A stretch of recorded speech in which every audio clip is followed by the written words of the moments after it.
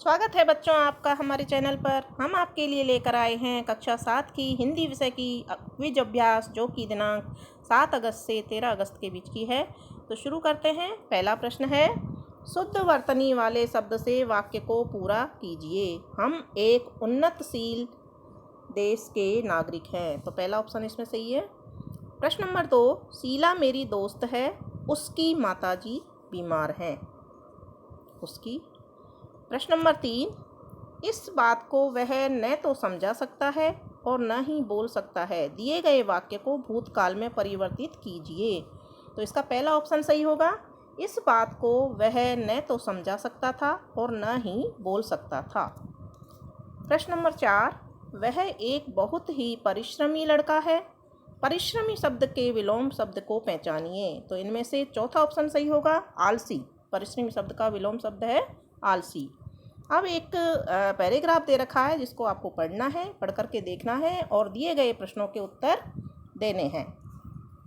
इसके संदर्भ में प्रश्न नंबर 5 है, अनुच्छेद में दी गई जानकारी के अनुसार किसी पत्र को अपने निर्धारित स्थान तक पहुंचने के लिए क्या करना जरूरी है।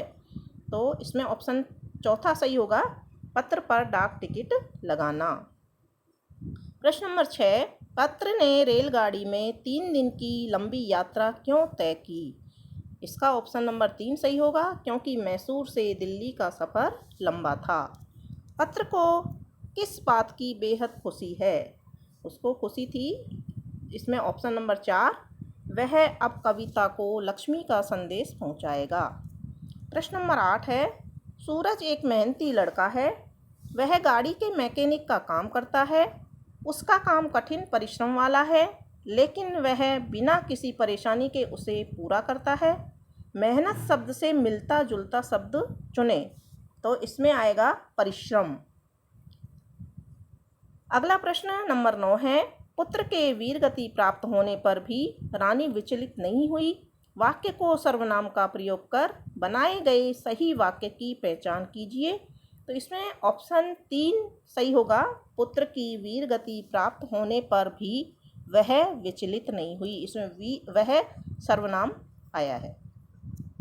प्रश्न नंबर 10 है, पुत्र शब्द में उपसर्ग जोड़कर बने सही शब्द को चुनिए। तो पहला ऑप्शन सही होगा, सुपुत्र। अगला प्रश्न देखते हैं। अगले प्रश्न के लिए पहले हमें एक पैराग्राफ पढ़ना पड़ेगा जो कि खेल के बारे में दिया हुआ है।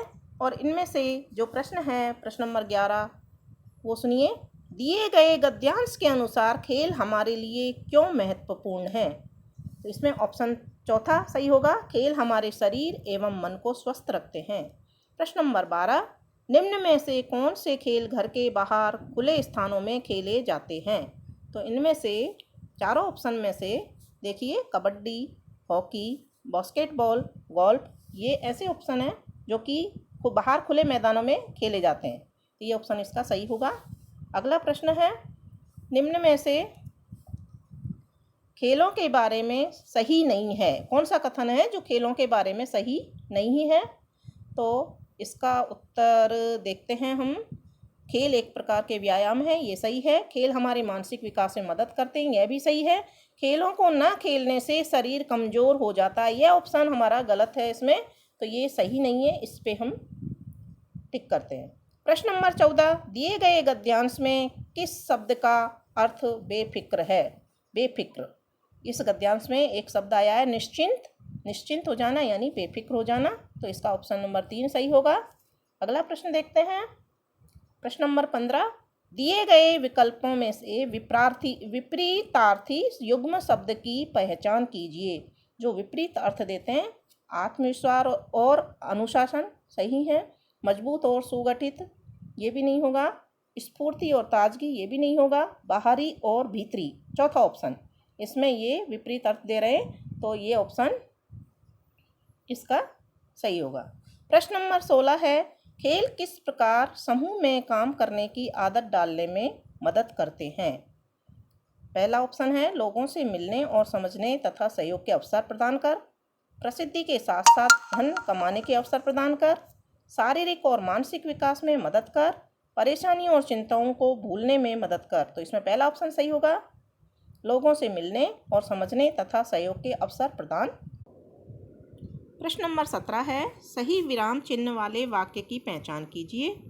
इसमें जो ऑप्शन सही होगा वह है ऑप्शन नंबर 2, बेटा तू यहाँ घूमने आता है या सेवा करने।